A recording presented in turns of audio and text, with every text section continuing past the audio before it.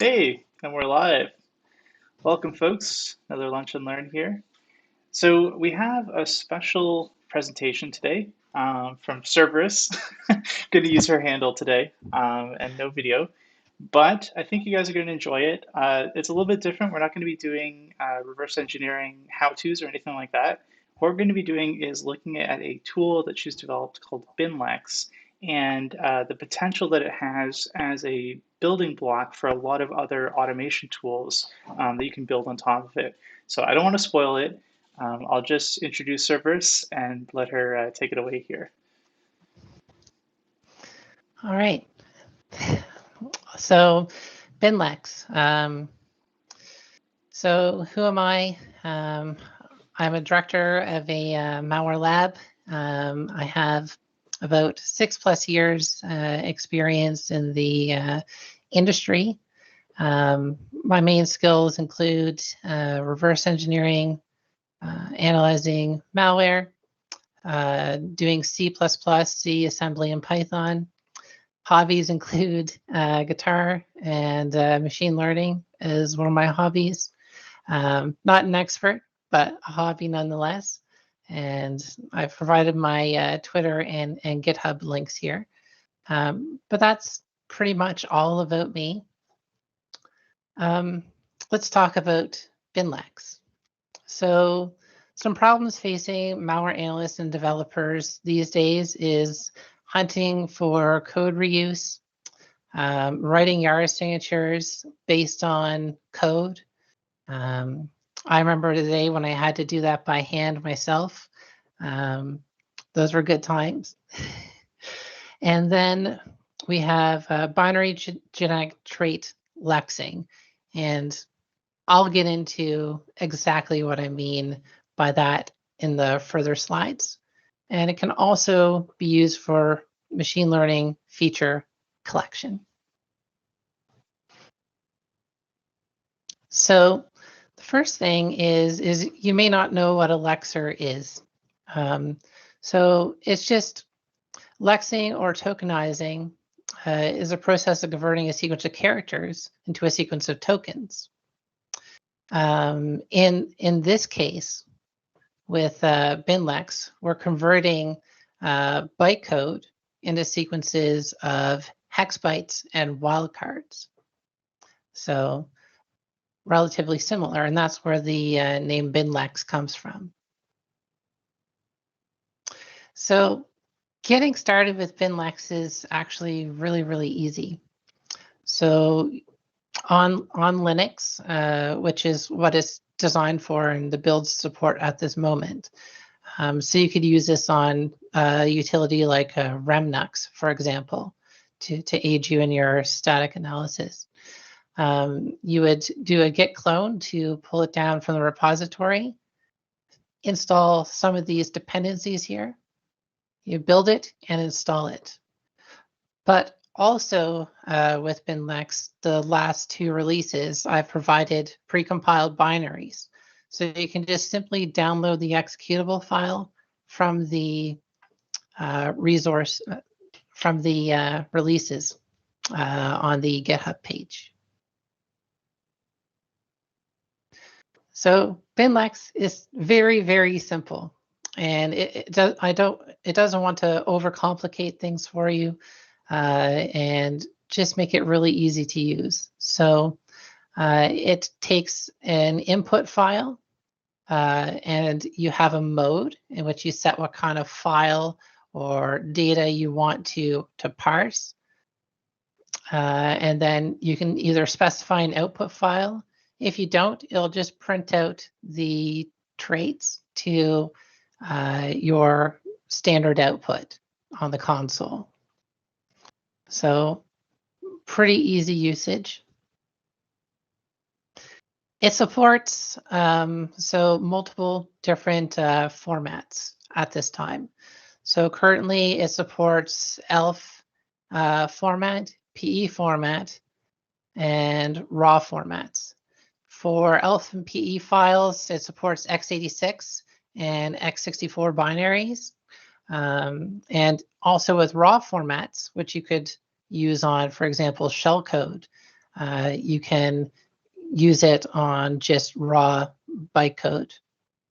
And you can do the same actually with CIL, which is your typical .NET instruction set or bytecode. So relatively experimental on CIL at the moment, but certainly can be used for doing some really interesting things.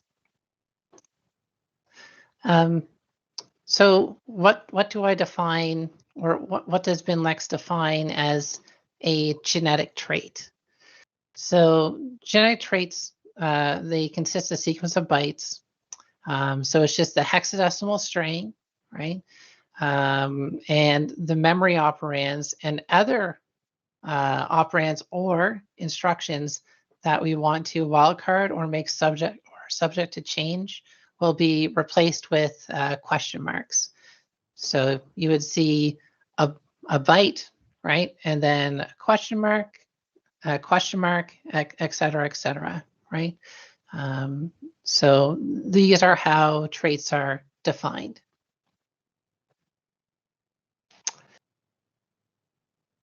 Which OS do I use? So I use Kubuntu. So it's the KDE version of Ubuntu. That answers that question. What makes a trait? So a trait, we can have either function traits or we could have basic blocks, right? So when you look at, this is the function from Cutter. When you look at the graph view, the smaller blocks are your basic blocks, while the entire function itself from beginning to end, when you hit that return instruction, would be your function. And basic blocks obviously consist of ending with conditionals jumps. And that's what I mean here. So a jump would consist of saying, okay, that's probably the end of a basic block there. J&E, which is jump if equal, J&E is jump if not equal, would be a conditional, right? And JZ, jump if 0, would also be a conditional. And then functions would consist of ending with a return instruction. So when you run Binlex against a portable executable, the output's pretty simple. So it's just each trait, whether it's a basic block or a function, and then the wildcarded bytes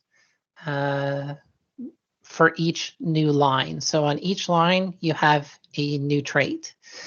So this makes it really easy to pass it into Bash to do some really interesting things. So how does Binlex, separate itself from other tools that are out there? So VirusTotal looking at that, it compares and checks to see if bytes are exactly the same, and doesn't account for wildcards, which it's useful at times, and it's a tool certainly to have in your set, but not necessarily, as open as you may want.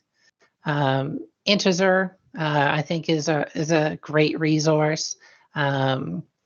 However, maybe you have some samples that you don't want to upload anywhere, right? So you may encounter that at work. You may encounter that in a project where you're working on something very sensitive. So you may not necessarily want to upload there. YaraGen and Yara Signature, they're great, but they only just spit out the Yara Rule for you based on some parameters that you provide. Maybe you want to be able to do more fine-tuned work, or maybe you want to integrate your own tool and write your own logic surrounding what you want to detect what you don't want to detect, and how you want to go about doing it. So the differences are wildcarding. It gives you a framework that you can work with. And like I said, you can write your own logic. It's not a black box. It provides you what it has as is, and you can just go ahead and use it. So kind of like having, I suppose people have been trying to compare it to having integer on your own machine.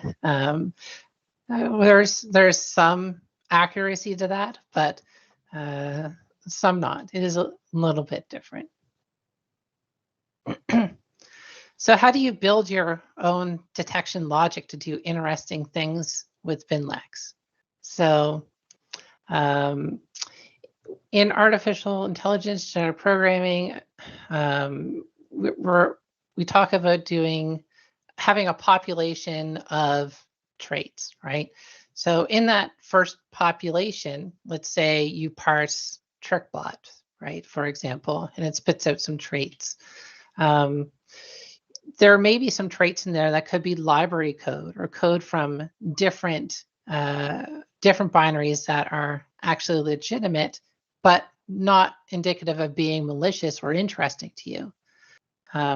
So being able to collect larger data sets of traits that are good and remove them from the traits that you extract from malware can more help you identify code that is more interesting, right? So that's one of the very simple ways that you can reduce the initial population. And of course, there's other factors that you can take into account. And I think HerCore has some really interesting questions coming up, and we'll be able to get into those. So deciding what you want to remove, right, from that initial population, what's fit, what's not, right? What am I interested in? What am I not interested in? You need to have yourself a fitness function. So fitness functions can be very simple, right? So you can gain different attributes about each trait and then be able to make a decision whether or not you want to keep it or you want to discard it. So that's a fitness function in general. So like I was saying, you start with your initial population, which is all your traits, right? You then perform a fitness evaluation on that to determine if that's a trait you want or not, right? And then maximum number of generations reached or solution found. If no, right, you can go back, rinse and repeat this process to give you traits that are more meaningful for yourself. And then once you obviously get to the end, hopefully you have some traits that are more useful than what you started with. So Binlex is pretty powerful if you want to do some quick command line foo in bash. So here is just an example of finding files in a folder, parsing them with Binlex, and finding common traits.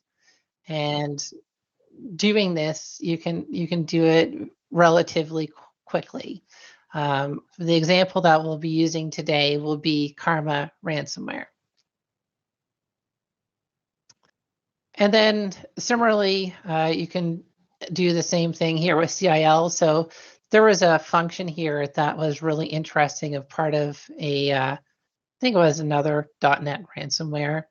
I was able to extract the bytes from DNSpy, put them as a flat file, and run them against Binlex, and it generated a Yara string / trait for me.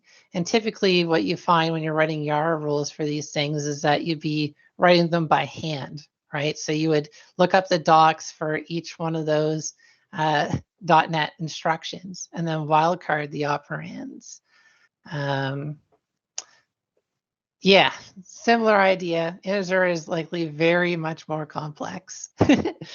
So, but yeah, so this will give you some strings that you can match on, or hex strings in Yara, which you can match on code.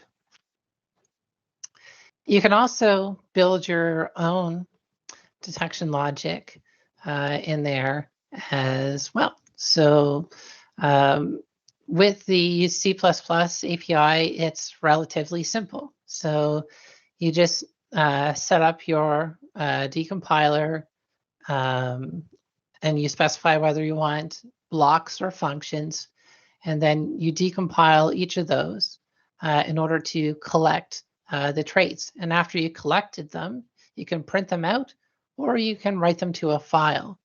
Now, at the end of each of these functions, you'll see that there's the number 0. This indicates section number. So you can actually collect traits from multiple executable sections in any given binary. Our future work is going to be on Cutter. So I'm already working with someone I've connected with on Twitter and Discord to help build a Cutter plugin for this, so that it's very easy to use your own collection of traits to find matches on the fly whilst you're in Cutter. Hoping to do Ghidra and Hydra plugins as well. So him and I, it's been put on the roadmap. Same thing with C++ API documentation. Looking forward to doing Python bindings as well. And these traits can be passed into machine learning classifiers, right? So you can pass them into a neural net, and you can do potentially some really interesting classification based on traits that you've collected. Perhaps a default fitness function built in, perhaps, so that you can use it, or provide options to help reduce the amount of traits that you're getting out. So been looking at adding thresholds for different properties about different traits.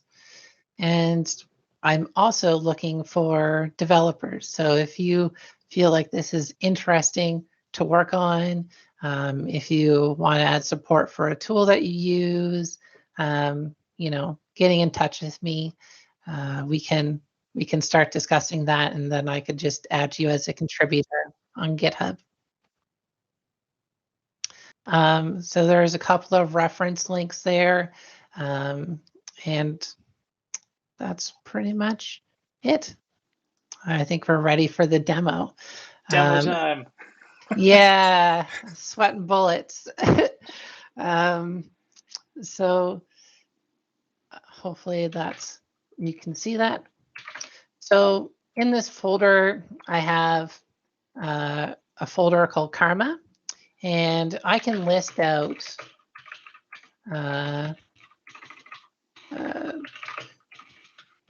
so at first you want to list out all the files, right, that are in your folder.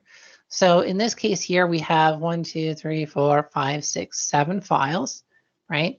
And all of them are on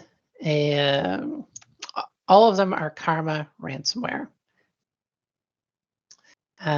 So the next step, what we want to do is we want to maybe iterate over this and get the traits. So for that, we want to do a loop. So in Bash, that's pretty simple. So do while read I do something. In this case, we're going to run binlex mode PE x86 input is the file, and then done. And if we run that, it'll spit out all the traits to the console. One thing, caveat, that you may want to keep in mind when doing this is ensuring that the file types, right? So if I run file in each one of these, that they're all the same. So here we got, we know it's a portable executable. It's 32-bit. It's 8386 for Microsoft Windows, right? That's one important point, because if you have something different, you know, based on the mode that you're running Binlex in, it may fail to run.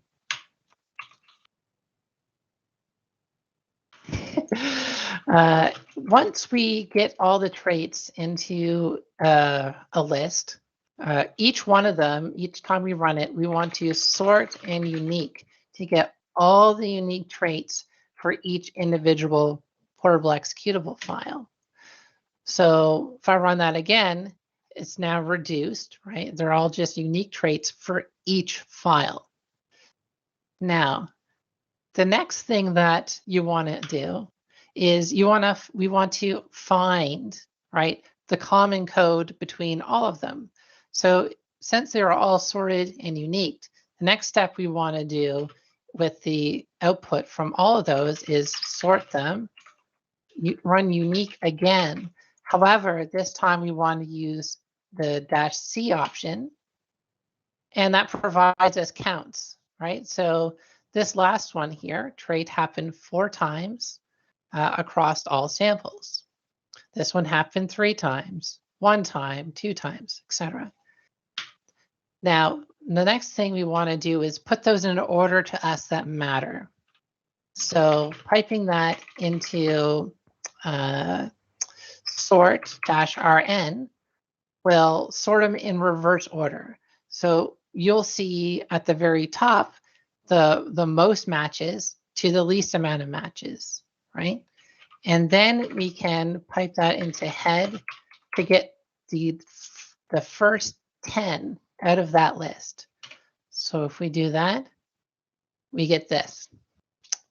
So with the number 7, we know that these happen 7 times across each sample. So these traits are common to Karma ransomware over all 7 samples, right?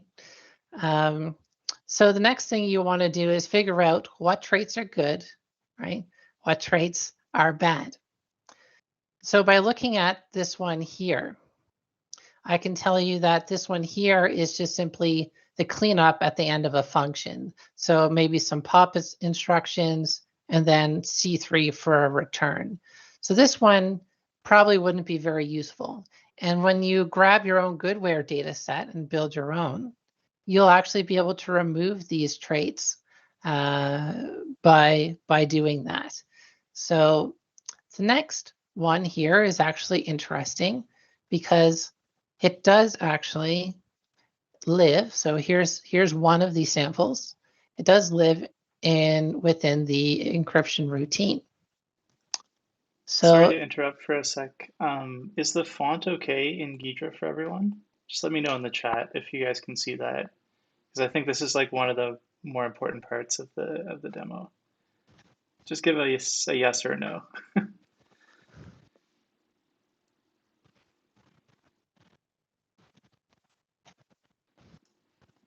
No comment.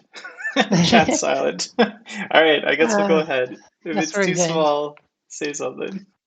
So, so when I run this here search, it found a basic block here. So it identified this basic block as common across all 7 samples. And all you need to do in Ghidra is just go search memory, and you can paste it in here, and it supports wildcards as well. So you can see as part of Karma ransomware, this is all part of where it's doing some encryption, right? So the next thing I would want to do is maybe have a look at another trait. So I think this one was the other one that actually was in here. So if you go search memory and paste that in. Yeah. So here we have another basic block that is also within the same function, right? That is repeated across all 7 samples. So you would want to perhaps, like I said, verify that these would be useful to you, right? And the next thing we can do actually is to go ahead and write our Yara signature. So, karma.yara, and I'll zoom in and showcase writing this a bit more. So we can do rule, where karma, let's do that. Let's give it a description. And we're gonna, for strings, I'm gonna copy this here, trait. So we can call this maybe trait 0. Right? And then we can copy our second trait, copy, and do trait 1. Right, so there's our 2 traits. And then if I run, I want to look for some strings that are repeating. So let me bring up my terminal here again. Let's do find karma type file.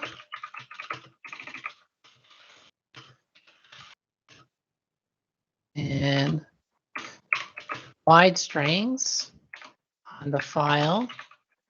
And then we can sort unique each one, sort unique, and get counts for each.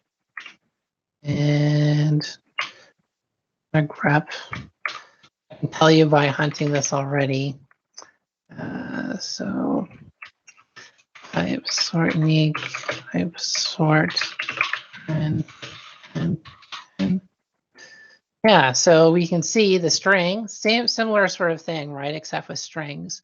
We can see that the word karma here ends up 7 times, which is, I would say, relatively identifying, right?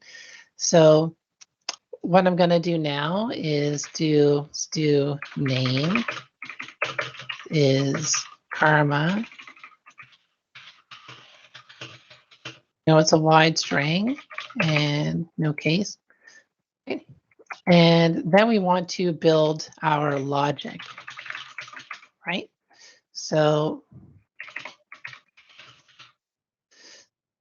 I'm going to see here. There.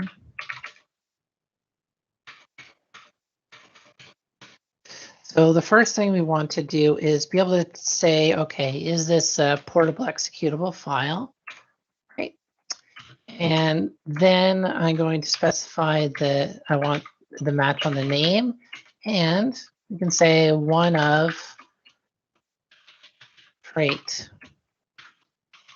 one of the traits, and that should, in theory, match on each one of them. The other thing that you may want to do is I usually like to get the relative file size and double it. So file size is less than 20 or 40, let's do 40 kilobyte, and add that in there as well. So hopefully this will match on all 7 samples. So we can run Yara now. I'll get my other shell up here so this is easier to see. CD tools Binlex samples.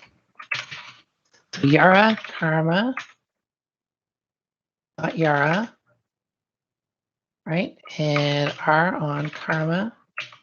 So run it recursively. No, I guess our file size changed a little bit. So let's remove that.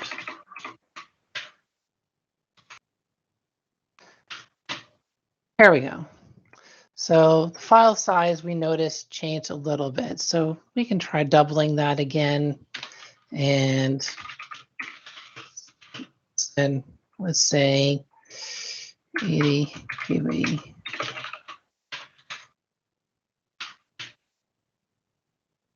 And yeah, we'll leave that out for now. We can recursively get the amount or the sizes of each one of these if we wanted to. So if we did find again karma type file read I, let's do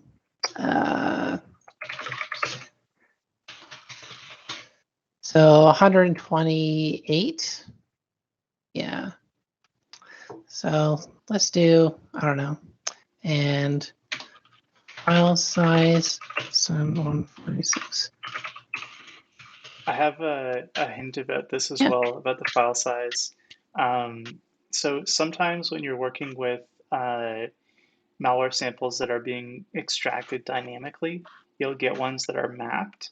And so the file size will be the size, the virtual size of the file in its map format.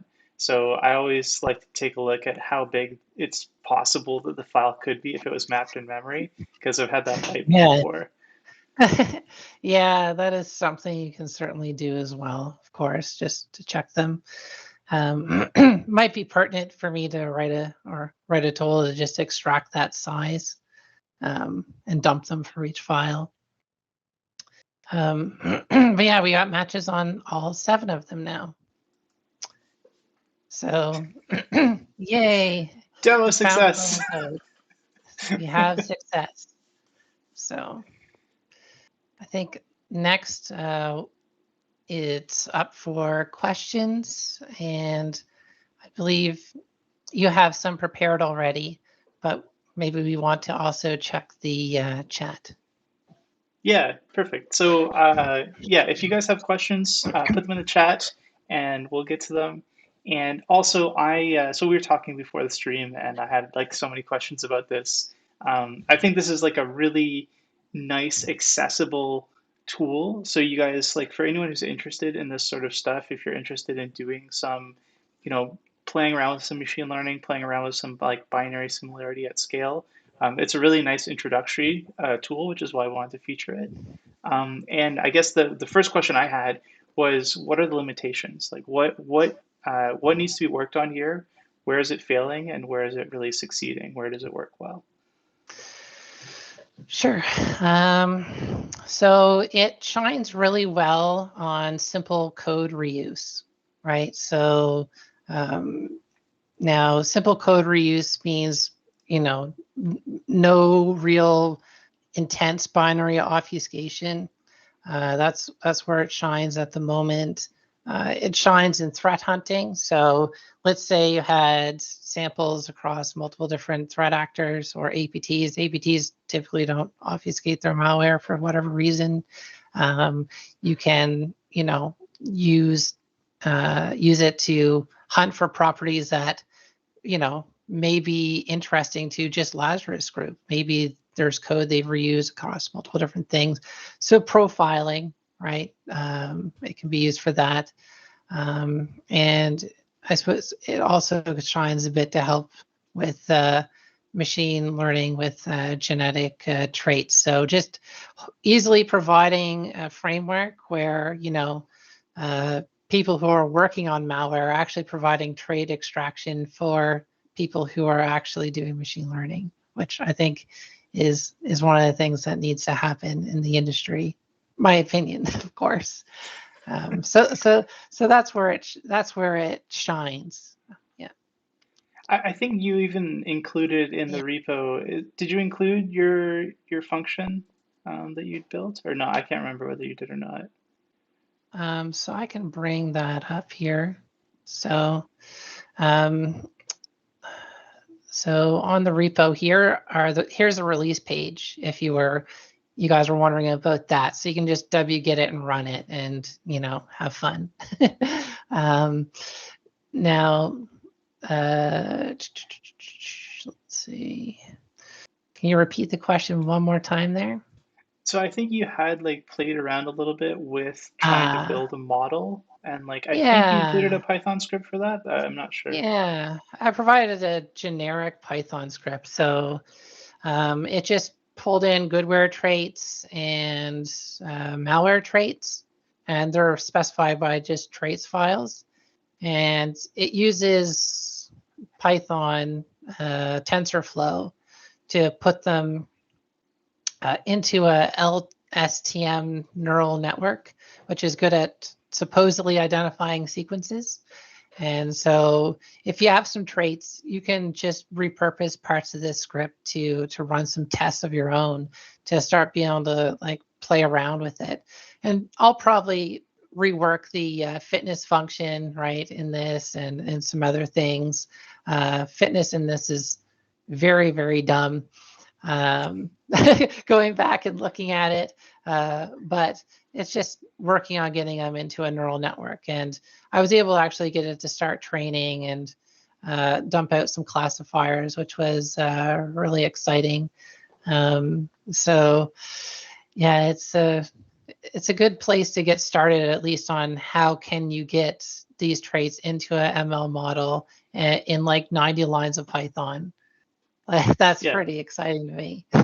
Yeah, me too. I think it's nice to highlight that too as well. Just if people want sample code, if you want to just get started, you're not, you're interested, but you just kind of need a place to start. I think this is a good place to start for sure. I think there's a few questions in the chat too. I don't know if you can see. Yeah, let me have a look. So, how does it perform when files are big in size? Well, I can answer that question. So, it's relatively quick. It leverages the Capstone decompiler. So, however Capstone handles a lot of decompilation, that's typically handled relatively well. So I think I've run it on 40, 50 megabytes of executable code before, and it's still relatively quick. For large sets of files, I actually included advanced usage on the repository. So I'll zoom in as much as I can here. So you can actually go ahead and use these make targets that are provided for you to go ahead and collect traits multi-threaded. So it'll use parallel in Bash or whatever, and it'll run it against hundreds, thousands of files. So if you wanted to run this on a server and collect like gigs and gigs and gigs of goodware or malware traits, you can do that.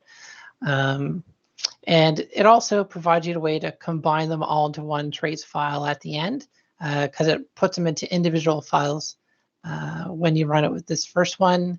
And then with the next one, traits clean just allows you to remove traits from one file from another file. So you see this when you want to remove goodware traits from your sample traits and then write them out as malware traits. So, and it's as simple as using the command awk, which is kind of nice. So yeah, that's how you can handle large files or large sets of files. Any other questions here? Might be good with the functions as long as they're specific enough. Yeah, you can. Yeah, you can do a lot of different checks. You can check how long the trait is and determine I only want traits that are longer than X amount of bytes. You can do things like that as well. And I how think someone big? wants you to use your rule as a hunting. It proves that Yara rule is good by hunting with it. Oh, yeah. Well, you know, I suppose we can potentially bring it up. Do you have a hybrid analysis account? I didn't even know you could do Yara hunting on it.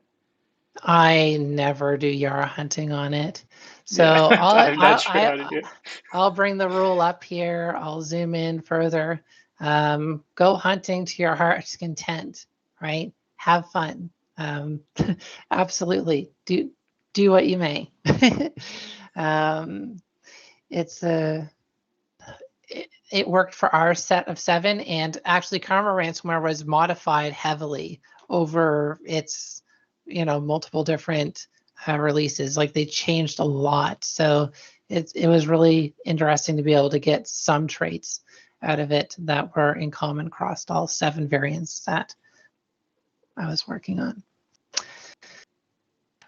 I can also put Yeah. links to all this stuff in the description of the video after it's recorded, so you guys don't have to worry about screenshotting stuff or whatever. I'll just put links to it down. Yeah, I'll copy and paste the Yara signature over to you so you can use it. You had some other questions. What are its limitations? Yeah, I was wondering, like, where does it really come up against, the limits of the current tool? So one thing I was thinking about is, and it's probably worth talking about, is the way the dissembler works. So it is a linear dissembler. It's not Yeah. recursive. So I don't know if you want to talk a little bit about how that limits it, and what work can be done to make it a bit better around that. Yeah, so currently it's just a linear decompiler at the moment. So that makes it, I suppose, weaker on samples that you would see Cloud Eye, where they, do some other obfuscation techniques.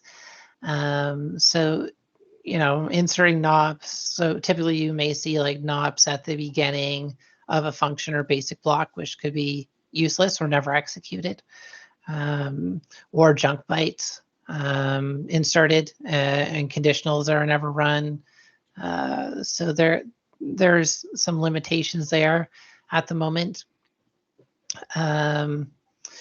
Some of what I'm thinking to address some of it for the moment is, I should probably start wildcarding NOPs or perhaps null bytes at the beginning of traits.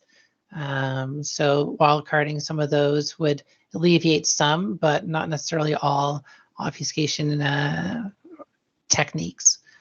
And obfuscation is a tricky one.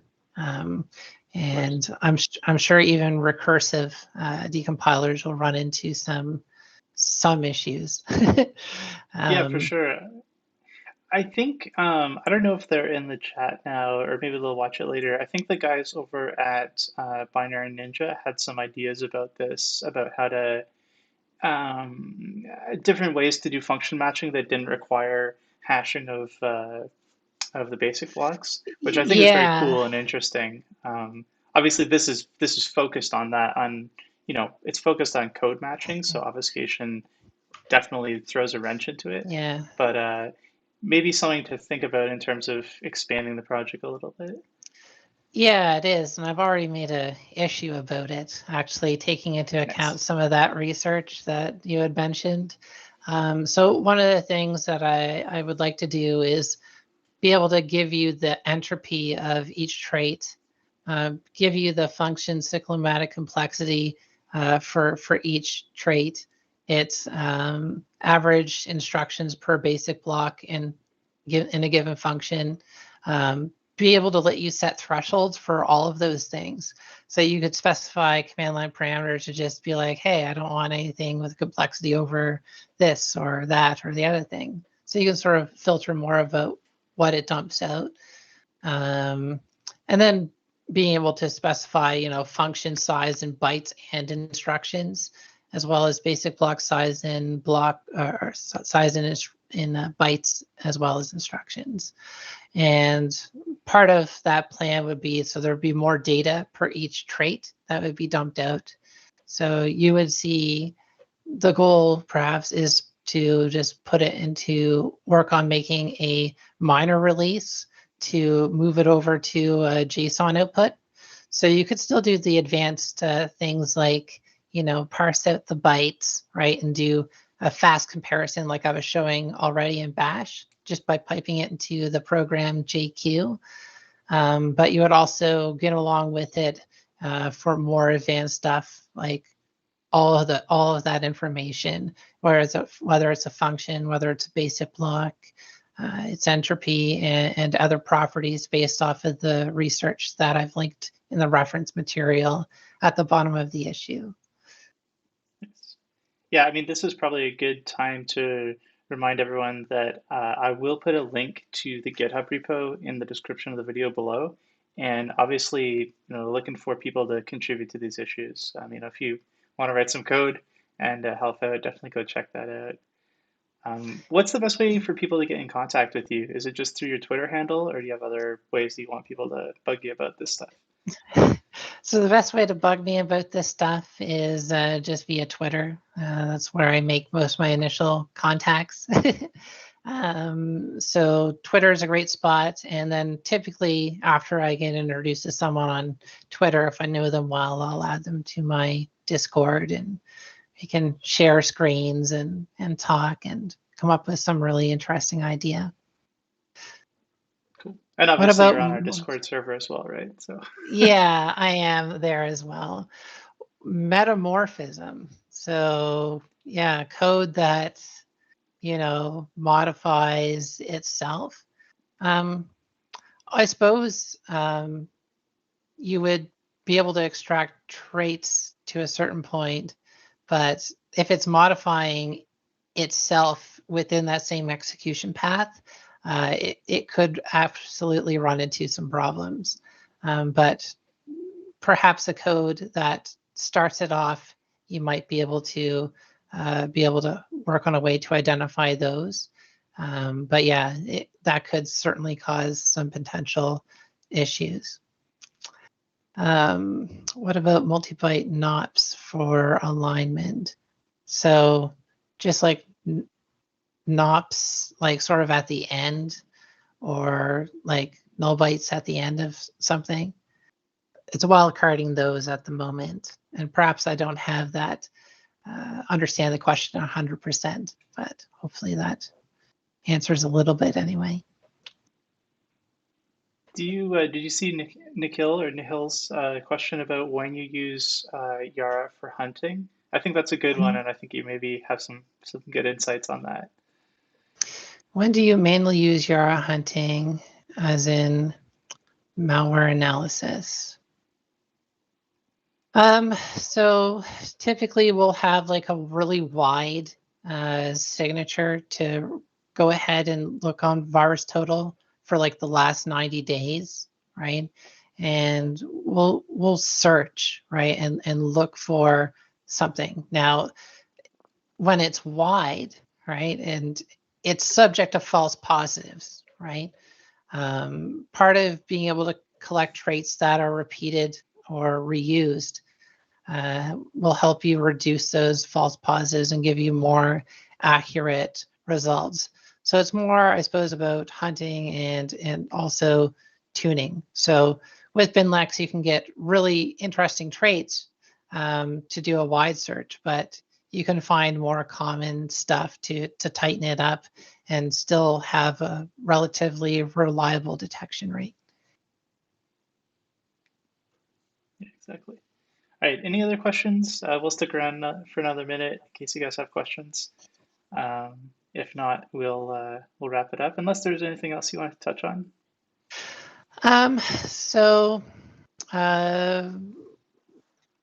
A couple of more things, I suppose. So currently it doesn't support VB6 and .NET binaries.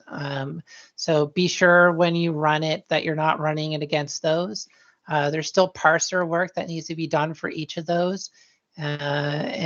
And so that's still on the roadmap. And no Mach-O support yet. If you're a Mac developer and you can parse Mach-O files, love to hear from you. And other than that, I just hope people get a lot of use out of it. It's open source. It's free. I put the unlicensed on it, which means I don't care what you do with it. Right? You can do whatever you want. You can throw it into your corporate environments. You can use it there. You can use it anywhere. I don't care. No warranty. No nothing on it. Have fun. Right? It's free. It's free as in free beer for everybody, and that's what I want to go with. So that's what we like to hear. Yeah, exactly. other than that, that's about all I had to say.